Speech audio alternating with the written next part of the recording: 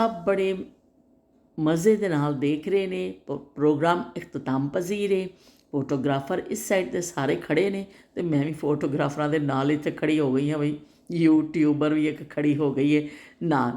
ते मैं अपने बना रही हाँ अपनी सैल्फी स्टिक दे नाल। ते चलो जी हुण इख्तितामी मराहिल चल रहे ने। मॉडल्स आ गए ने तालियां बजाते हुए।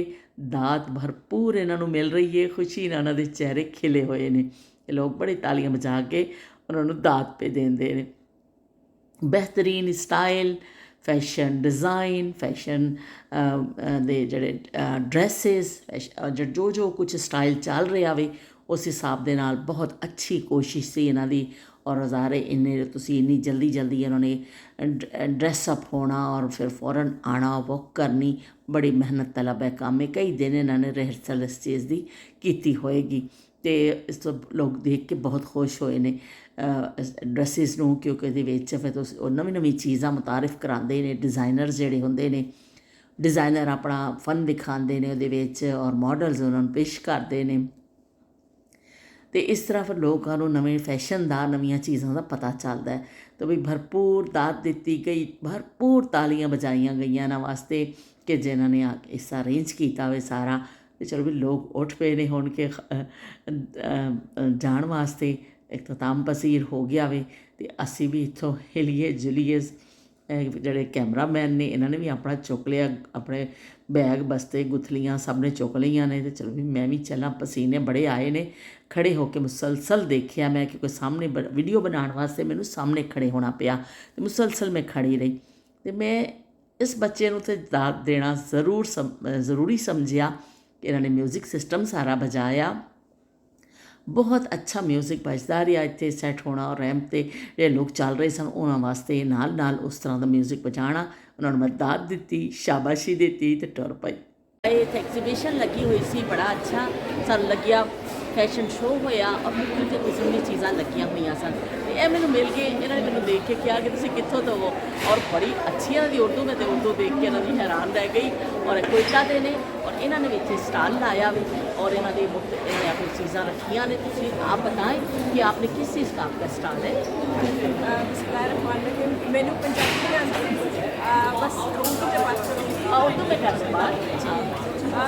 आज यहाँ मेकिंग फेस्टिवल है और यहाँ जो टेक्सटाइल और पर्शियन फैशन जो है यूनिक चैनल से उन्होंने अपना स्टाइल लगाया है और एग्जीबिशन लगाया है, फैशन शो किया है। हमारा भी यहाँ स्टाइल लगा हुआ है एम्ब्रॉयडरी का और टेक्सटाइल का। हम उनको जो भी यहाँ आते हैं हम उनको एम्ब्रॉयडरी जो पैच वर्क है वो सिखाते हैं।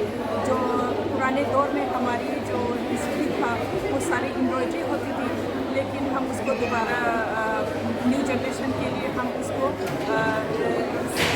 सिखाते हैं कि पुराने दौर में कैसे जो हमारी जो थे वो किस तरह कपड़ों को स्टिच करके वो डिज़ाइन करते थे।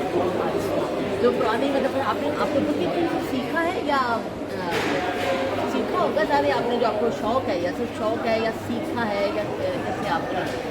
जी मैं तो सीखी तो नहीं हूँ, लेकिन बस ये वो अल्लाह की जो मेहरबानी या गिफ्टेड गॉड है।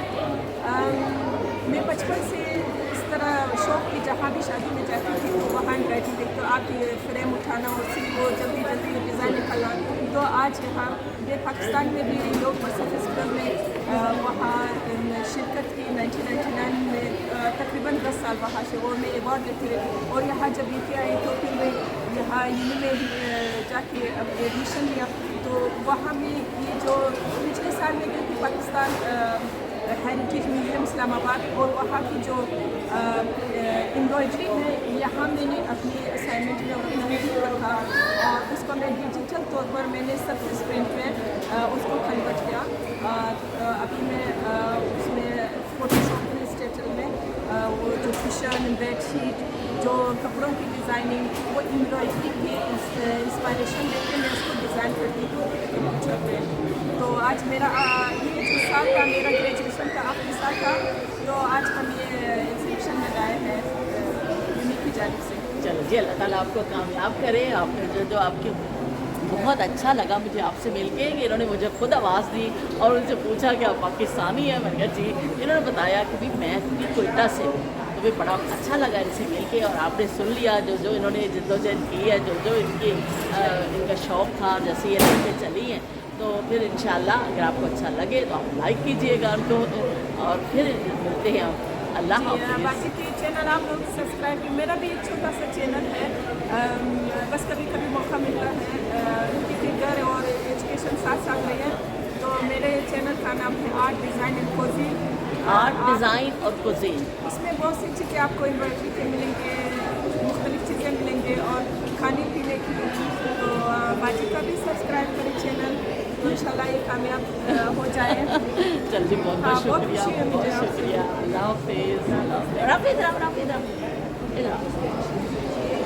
सलाम करो आंटी को। राफिद अच्छा लगा है ना आज फर्स्ट शो, मज़ा आया ना? चलो भी ठीक है, अल्लाह हाफ़िज़।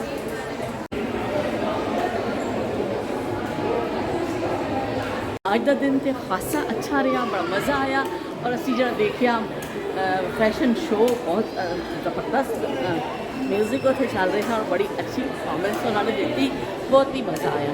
ਤੇ ਹੁਣ ਅਸੀਂ ਵਾਪਸੀ ਦੀ ਤਿਆਰੀਆਂ ਵਿੱਚ ਆ, ਘਰ ਚਲੀਏ। ਖਾਸਾ ਅੱਜ ਮਾਲ ਵਿੱਚ ਰਸ਼ ਸੀ, ਇੰਨਾ ਰਸ਼ ਸੀ ਮੈਨੂੰ ਪਸੀਨੇ, ਮੈਂ ਪਸੀਨੇ ਨਾਲ ਸਿਰਫ ਭਿੱਜੀ ਪਈ ਹਾਂ, ਬਿਲਕੁਲ ਕਹਿੰਦੇ ਨੇ ਭਿੱਜ ਗਈ ਹਾਂ ਪਸੀਨੇ ਦੇ ਨਾਲ।